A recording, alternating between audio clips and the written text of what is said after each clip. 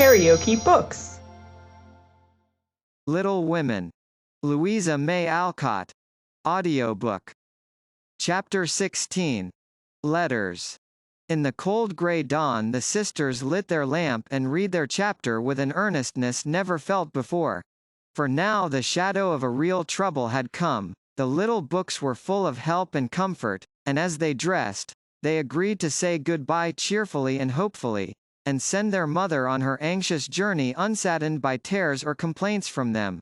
Everything seemed very strange when they went down, so dim and still outside, so full of light and bustle within.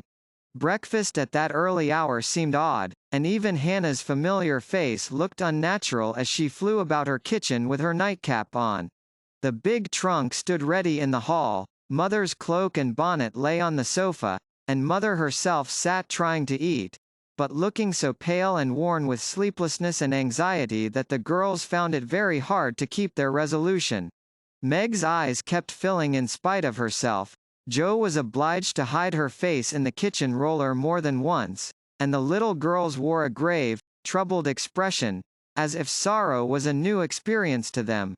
Nobody talked much, but as the time drew very near and they sat waiting for the carriage, Mrs. March said to the girls, who were all busied about her, one folding her shawl, another smoothing out the strings of her bonnet, a third putting on her overshoes, and a fourth fastening up her traveling bag.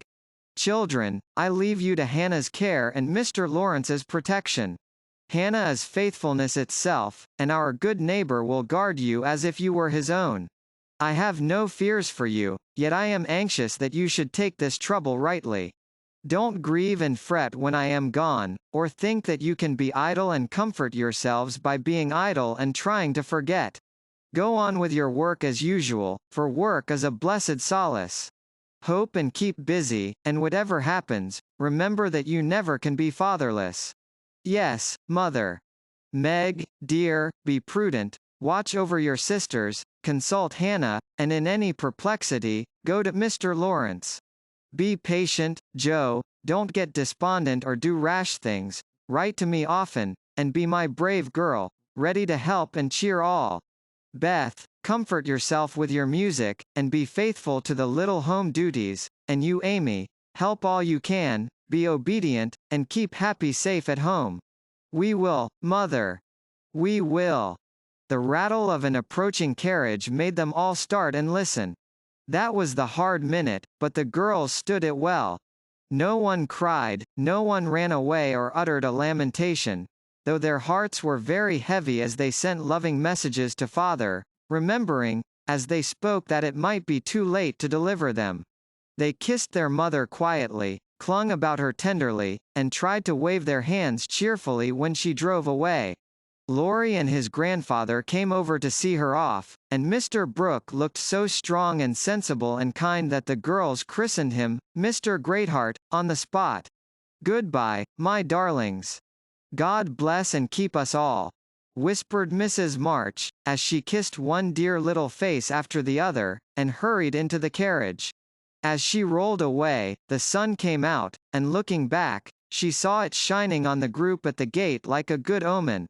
They saw it also, and smiled and waved their hands, and the last thing she beheld as she turned the corner was the four bright faces, and behind them like a bodyguard, old Mr. Lawrence, faithful Hannah, and devoted Laurie. "How kind everyone is to us," she said, turning to find fresh proof of it in the respectful sympathy of the young man's face. "I don't see how they can help it," returned Mr. Brooke, laughing so infectiously that Mrs. March could not help smiling. And so the journey began with the good omens of sunshine, smiles, and cheerful words. "I feel as if there had been an earthquake," said Jo, as their neighbors went home to breakfast, leaving them to rest and refresh themselves. "It seems as if half the house was gone," added Meg forlornly. Beth opened her lips to say something, but could only point to the pile of nicely mended hose which lay on Mother's table, showing that even in her last hurried moments she had thought and worked for them. It was a little thing, but it went straight to their hearts, and in spite of their brave resolutions, they all broke down and cried bitterly. Hannah wisely allowed them to relieve their feelings, and when the shower showed signs of clearing up, she came to the rescue, armed with a coffee pot. Now, my dear young ladies, remember what your ma said, and don't fret. Come and have a cup of coffee all round, and then let's fall to work and be a credit to the family. Coffee was a treat, and Hannah showed great tact in making it that morning. No one could resist her persuasive nods, or the fragrant invitation issuing from the nose of the coffee pot. They drew up to the table, exchanged their handkerchiefs for napkins, and in 10 minutes were all right again. Hope and keep busy, that's the motto for us, so let's see who will remember it best. I shall go to Aunt March, as usual. Oh, won't she lecture though, said Jo, as she sipped with returning spirit.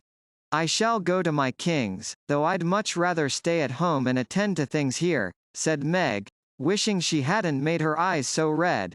No need of that. Beth and I can keep house perfectly well, put in Amy, with an important air. Hannah will tell us what to do, and we'll have everything nice when you come home, added Beth, getting out her mop and dish tub without delay. I think anxiety is very interesting, observed Amy, eating sugar pensively. The girls couldn't help laughing, and felt better for it, though Meg shook her head at the young lady who could find consolation in a sugar bowl. The sight of the turnovers made Jo sober again, and when the two went out to their daily tasks, they looked sorrowfully back at the window where they were accustomed to see their mother's face. It was gone, but Beth had remembered the little household ceremony, and there she was, nodding away at them like a rosy-faced mandarin. That's so like my Beth, said Jo, waving her hat, with a grateful face. Goodbye, Meggie, I hope the Kings won't strain today. Don't fret about father, dear, she added, as they parted. And I hope Aunt March won't croak. Your hair is becoming, and it looks very boyish and nice, returned Meg, trying not to smile at the curly head, which looked comically small on her tall sister's shoulders. That's my only comfort. And, touching her hat à la Laurie, away went Jo, feeling like a shorn sheep on a wintry day. News from their father comforted the girls very much, for though dangerously ill, the presence of the best and tenderest of nurses had already done him good. Mr. Brooks sent a bulletin every day, and as the head of the family, Meg insisted on reading the dispatches, which grew more cheerful as the week passed. At first, everyone was eager to write, and plump envelopes were carefully poked into the letter box by one or other of the sisters, who felt rather important with their Washington correspondence. As one of these packets contained characteristic notes from the party, we will rob an imaginary mail, and read them. My dearest mother. It is impossible to tell you how happy your last letter made us, for the news was so good we couldn't help laughing and crying over it. How very kind Mr. Brooke is, and how fortunate that Mr. Lawrence's business detains him near you so long, since he is so useful to you and father. The girls are all as good as gold. Jo helps me with the sewing, and insists on doing all sorts of hard jobs. I should be afraid she might overdo, if I didn't know her, moral fit, wouldn't last long. Beth is as regular about her tasks as a clock, and never forgets what you told her. She grieves about father, and looks sober except when she is at her little piano. Amy minds me nicely, and I take great care of her. She does her own hair, and I am teaching her to make buttonholes and mend her stockings. She tries very hard, and I know you will be pleased with her improvement when you come. Mr. Lawrence watches over us like a motherly old hen, as Jo says, and Laurie is very kind and neighborly. He and Jo keep us merry, for we get pretty blue sometimes, and feel like orphans, with you so far away. Hannah is a perfect saint. She does not scold at all, and always calls me Miss Margaret, which is quite proper, you know, and treats me with respect. We are all well and busy, but we long, day and night, to have you back. Give my dearest love to father, and believe me, ever your own. Meg. This note, prettily written on scented paper, was a great contrast to the next, which was scribbled on a big sheet of thin foreign paper, ornamented with blots and all manner of flourishes and curly-tailed letters. My precious Marmee. 3 cheers for dear father. Brooke was a trump to telegraph right off, and let us know the minute he was better. I rushed up garret when the letter came, and tried to thank God for being so good to us, but I could only cry, and say, I'm glad. I'm glad. Didn't that do as well as a regular prayer? For I felt a great many in my heart. We have such funny times, and now I can enjoy them, for everyone is so desperately good, it's like living in a nest of turtle doves. You'd laugh to see Meg head the table and try to be motherish. She gets prettier every day, and I'm in love with her sometimes.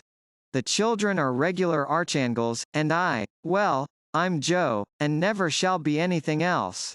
Oh, I must tell you that I came near having a quarrel with Laurie. I freed my mind about a silly little thing, and he was offended. I was right, but didn't speak as I ought, and he marched home, saying he wouldn't come again till I begged pardon. I declared I wouldn't and got mad. It lasted all day. I felt bad and wanted you very much. Laurie and I are both so proud, it's hard to beg pardon. But I thought he'd come to it, for I was in the right.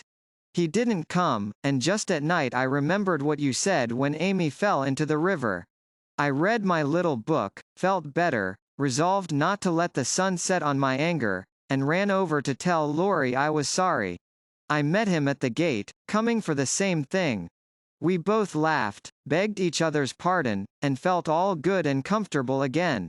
I made a poem yesterday, when I was helping Hannah wash, and as father likes my silly little things, I put it in to amuse him.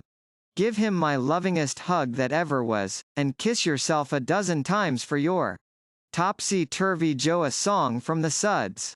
Queen of my tub, I merrily sing, while the white foam rises high, and sturdily wash and rinse and wring, and fasten the clothes to dry.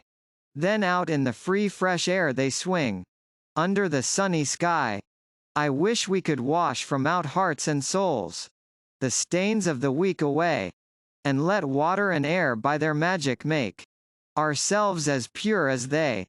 Then on the earth there would be indeed a glorious washing day. Along the path of a useful life will heartsease ever bloom. The busy mind has no time to think of sorrow or care or gloom, and anxious thoughts may be swept away as we bravely wield a broom. I am glad a task to me is given, to labor at day by day, for it brings me health and strength and hope, and I cheerfully learn to say, head, you may think, heart, you may feel, but, hand, you shall work alway. Dear mother, there is only room for me to send my love, and some pressed pansies from the root I have been keeping safe in the house for father to see. I read every morning, try to be good all day, and sing myself to sleep with father's tune. I can't sing Land of the Leal now, it makes me cry. Everyone is very kind, and we are as happy as we can be without you. Amy wants the rest of the page, so I must stop. I didn't forget to cover the holders, and I wind the clock and air the rooms every day. Kiss dear father on the cheek he calls mine. Oh, do come soon to your loving little Beth. Ma chère mama. We are all well. I do my lessons always and never corroborate the girls. Meg says I mean contradict, so I put in both words and you can take the properest. Meg is a great comfort to me and lets me have jelly every night at tea. It's so good for me, Joe says, because it keeps me sweet-tempered. Laurie is not as respectful as he ought to be now I am almost in my teens. He calls me chick and hurts my feelings by talking French to me very fast when I say merci or bonjour as Hattie King does. The sleeves of my blue dress were all worn out, and Meg put in new ones, but the full front came wrong and they are more blue than the dress. I felt bad but did not fret. I bear my troubles well, but I do wish Hannah would put more starch in my aprons and have buckwheats every day. Can't she? Didn't I make that interrogation point nice? Meg says my punctuation and spelling are disgraceful and I am mortified, but dear me, I have so many things to do, I can't stop. Adieu, I send heaps of love to Papa. Your affectionate daughter, Amy Curtis March. Dear Ms. March, I just drop a line to say we get on fust rate. The girls is clever and fly round right smart. Miss Meg is going to make a proper good housekeeper. She he's the liking for it, and gets the hang of things surprisin' quick.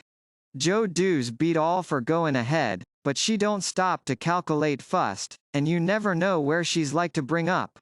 She done out a tub of clothes on Monday, but she starched 'em afore they was wrenched, and blued a pink calico dress till I thought I should 'a died a laughin'. Beth is the best of little creeters, and a sight of help to me, being so four-handed and dependable. She tries to learn everything, and really goes to market beyond her years, likewise keeps accounts, with my help, quite wonderful. We have got on very economical so fur. I don't let the girls hev coffee only once a week, accordin' to your wish, and keep 'em on plain wholesome vittles. Amy does well without frettin', wearin' her best clothes and eatin' sweet stuff. Mr. Lorry is as full of didos as usual, and turns the house upside down frequent, but he heartens the girls, so I let 'em hev full swing. The old gentleman send heaps of things, and is rather wearin', but means wall, and it ain't my place to say nothin'. My bread is riz, so no more at this time. I send my duty to Mr. March, and hope he's seen the last of his pneumonia. Yours respectful, Hannah Mullet, Head Nurse of Ward No. 2. All serene on the Rappahannock, troops in fine condition, commissary department well conducted, the Home Guard under Colonel Teddy always on duty, Commander-in-Chief General Lawrence reviews the Army daily, Quartermaster Mullet keeps order in camp, and Major Lyon does picket duty at night. A salute of 24 guns was fired on receipt of good news from Washington, and a dress parade took place at headquarters. Commander-in-Chief sends best wishes, in which he is heartily joined by Colonel Teddy. Dear Madam, the little girls are all well. Beth and my boy report daily. Hannah is a model servant, and guards pretty Meg like a dragon. Glad the fine weather holds. Pray make Brooke useful, and draw on me for funds if expenses exceed your estimate. Don't let your husband want anything. Thank God he is mending. Your sincere friend and servant, James Lawrence. KaraokeBooks.